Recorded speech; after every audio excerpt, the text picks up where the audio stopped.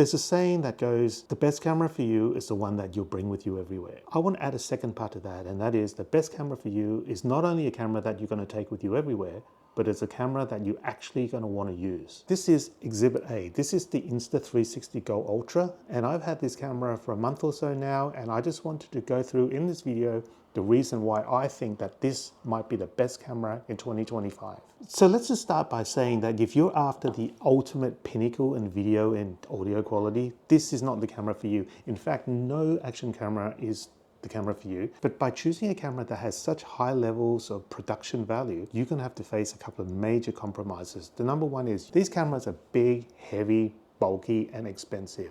And you need to decide for yourself, number one, is whether you want to lug it around everywhere, whether you can be bothered to take out and set up this huge rig just to film 30 seconds of a YouTube video or something like that, and whether you're going to go to places where the environment's going to put this expensive gear at risk of damage, like the beach, like in the rain, like near water. And if you want to make travel videos, you also got to ask yourself, do you want to lug all this stuff around and risk of it getting broken or stolen? And I've had many occasions where I've brought expensive gear on holidays and I've ended up not really wanting to use it because it's so dang heavy that by the end of the day, my back is hurting. It's just not worth it. So in my view, a camera like this with the small sacrifices in terms of video and audio quality is a small price to pay for something that you actually use. In terms of whether you should get this camera rather than any other alternative action cameras, you need to have a look at the specs and you need to decide which one is right for you. Right now, the latest one of these is actually a camera called the DJI Osmo Nano.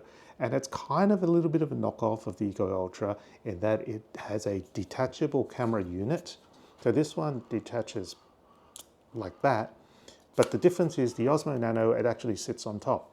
And there have been many reviews on that on YouTube, and because I don't have the camera, I'm not going to go into too much, but what I do know is that there are pros and cons of each. But I must admit that one thing that scares me off DJI products right at the moment is that I've not had a very good experience with the DJI Osmo 360, which is the camera that I bought, which I thought was going to take me to the promised land because 360 video, how good is that? We've been through that. 360 video is great because it gives you a unique perspective, but also when you're out with your family, you can just point the camera in one direction and it just films all the way around and you don't have to worry about looking around trying to direct where you're going to point. You can actually focus on your family, you can focus on what you're doing and just edit the POV in post. And that's what I found really cool about 360 cameras. But I had that massive audio issue, which a lot of other people have reported. I have lost confidence in DJI for now. I've not actually used that camera, but apparently it's fixed. And I will give that a go in the next week or two. But right now, I'm not really feeling that confident shooting with the DJI Osmo 360 where I might get home and all the audio is out of sync. And that's going to be really annoying.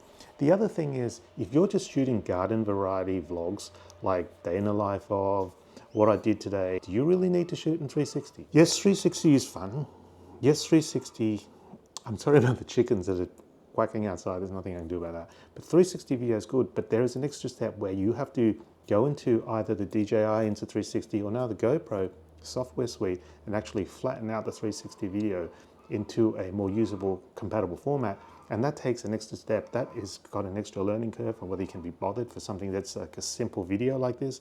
And these files, these 360 files, take up a ginormous amount of space on your hard drive. And pretty soon you're going to be finding yourself buying new external hard drives to support your 360 habit.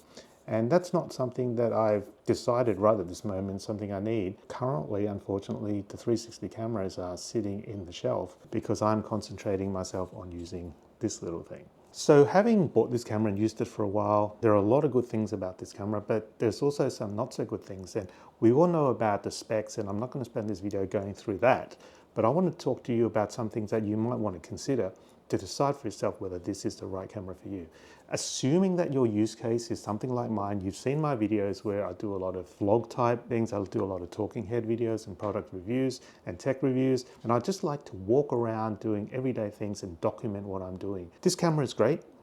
I like the form factor. I like the fact that it's small and fits in hand. It's got this little grip here now, so it's a little bit, it's rubberized, so it makes it easier to hold on to, but yet it's such a small camera that on more than one occasion, it's feel like I've kind of lost grip of it, and it's a slippery little sucker, and there's a risk that you're going to drop it. So you've got to be super careful with that. When you get the basic kit with the Insta360 GO Ultra, you pretty much get a few things that are useful, which I'll show you in a second.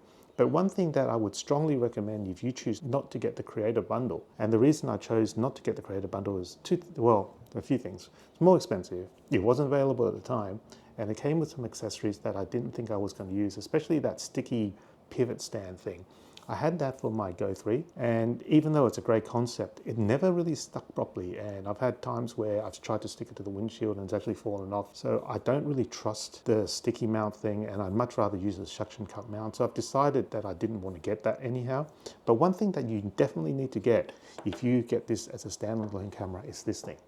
This is a magnetic mount, and I consider this the most essential accessory that you can get for this camera. As you can see, without this, there is no way that you can mount this onto any other thing.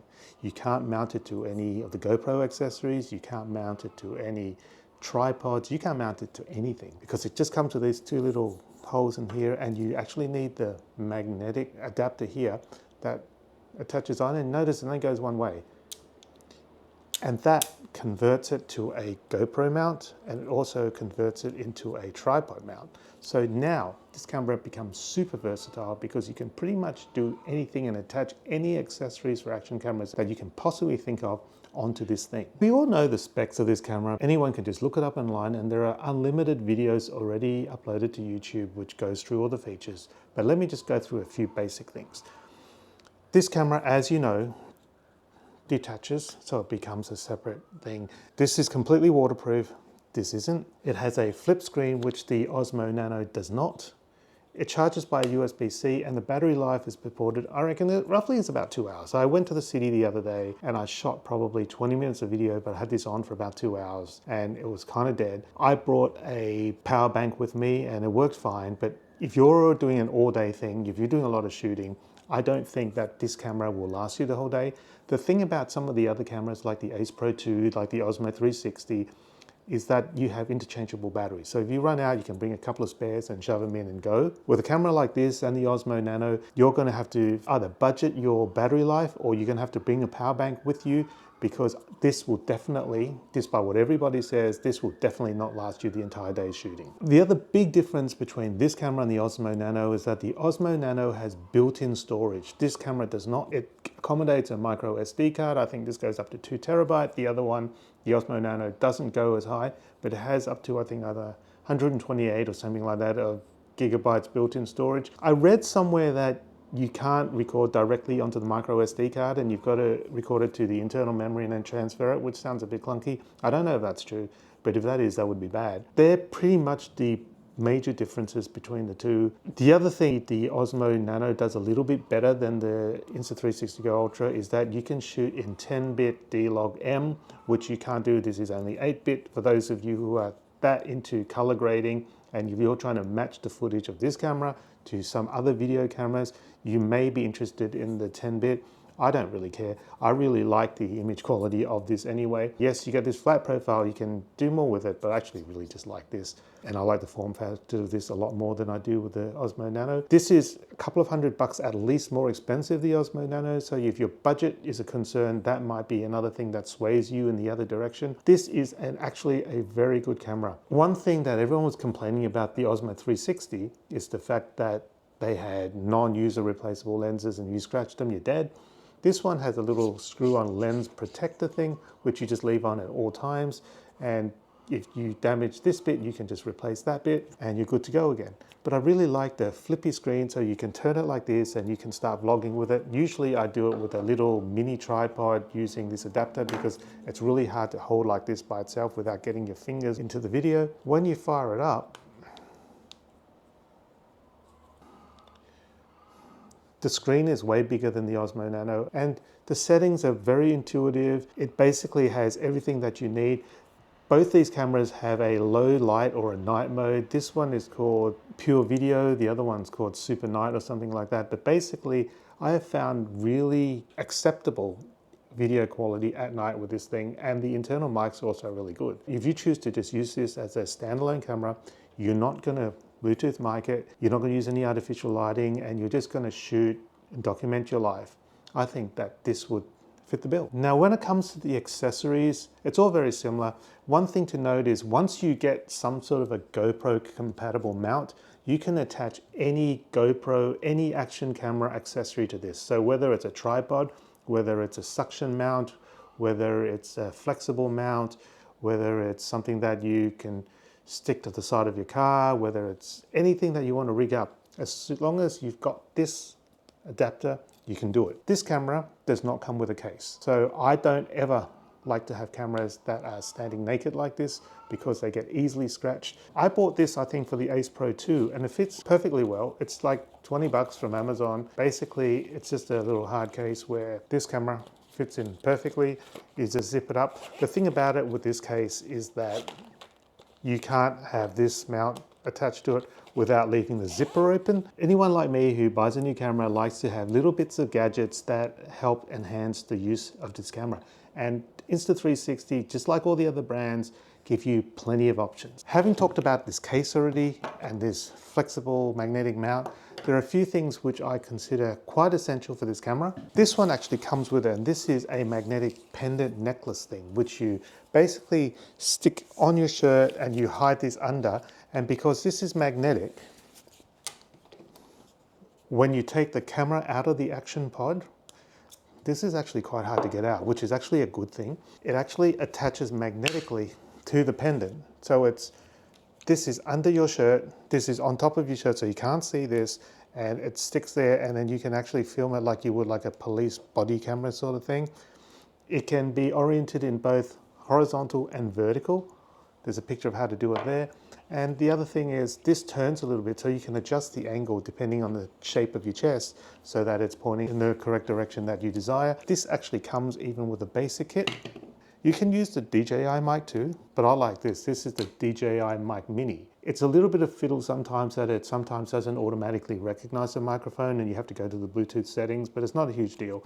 And it does deliver a much higher quality audio, and it obviously is what you need if you're standing far away from the camera. There is also an Insta360 Mic Air that you can get, which is now compatible with the Insta360 GO Ultra, but an external microphone I consider an essential thing as well. Like I mentioned earlier, the battery life of this thing, whilst good, is not stellar, and if you're out all day, it's not going to last. So I consider this an essential part of my kit as well. This is a power bank. This one is 5,000 milliamp hours, and I think this is capable of charging the action pod and the camera twice over at least. So basically, if you bring this is equivalent of having 3 batteries, like I have for the Insta360 Ace Pro 2 and for the DJI Osmo 360. This thing I love. I like shooting inside a car, and I've actually been using this with the DJI Osmo 360, and it allows you to shoot your face and then you can spin it around in post and shoot what's outside. And this sucks to your windshield, and it has the GoPro little prong things. So once you have this and you take that off, you can put it on there. You can attach the camera to the windshield of your car. It is very safe and very secure having this on your windshield. I feel it's much safer and much more secure than the sticky pivot thing that I had for the Insta360 GO 3S. A couple of times it fell off while I was driving, and that's very disconcerting. Not only is it distracting and it may cause you to crash your car, but you run the risk of damaging your camera when it falls. And this thing is so strong, it ain't gonna fall. And with the little ball joint, you can actually change the angle of it and point it in any direction that you want. So I consider this thing also an essential part of the GO Ultra kit. Let's move on to this toddler Titan thing. This is very similar to the hat clip that comes with the basic kit. I actually don't know where I put the hat clip. I think I do. But anyhow, it's very similar. The only difference is if the hat clip, it doesn't come with this frame, it just comes with a magnet, and it has a clip here that you just basically attach this camera using this little clippy thing to your hat, and it shoots hands-free from a different perspective.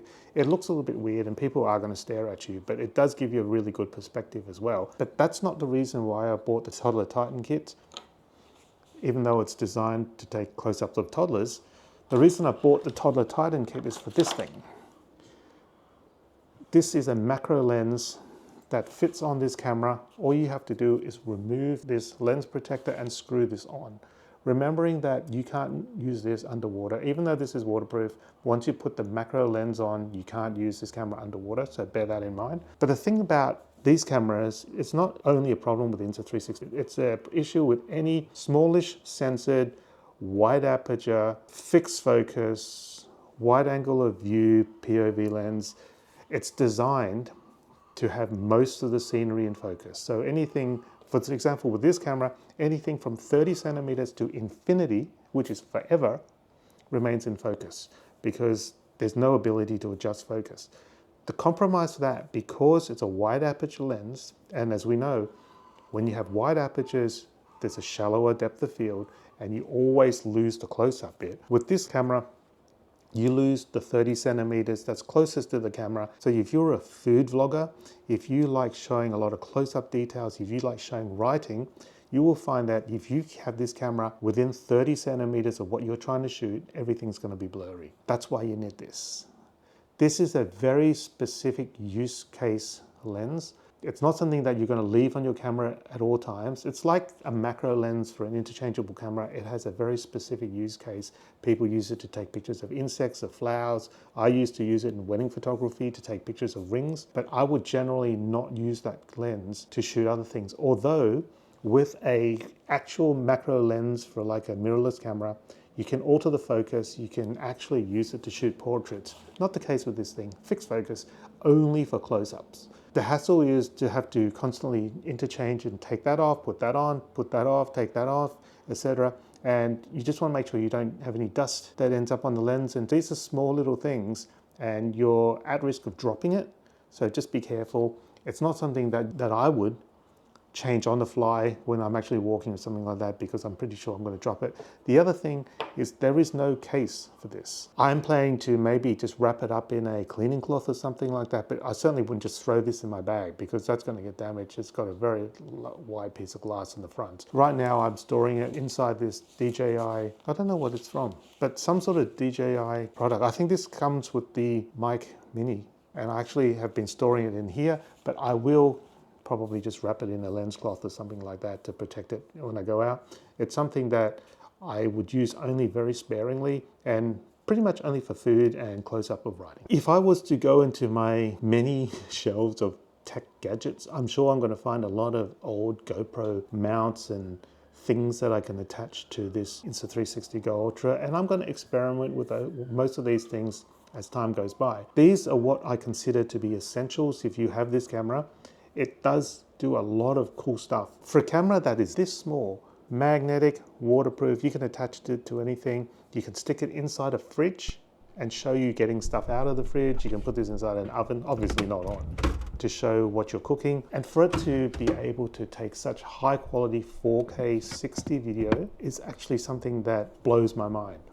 When I first started the realm in my interest in photography and videography a minute ago, you would have given anything to have a camera like this. It is just so small, so versatile, and delivers such a high level of video and audio quality. I actually think for 99% of people, this camera will do everything you need it to do, especially if you're someone who just wants to document their life, record memories of their family, take pictures of your pets, go on holidays, and have something small, portable, versatile, rugged, and still deliver quality that you're not going to go home and say, this is the crappiest video ever. I wish I brought my DSLR. I wish I brought my mirrorless camera.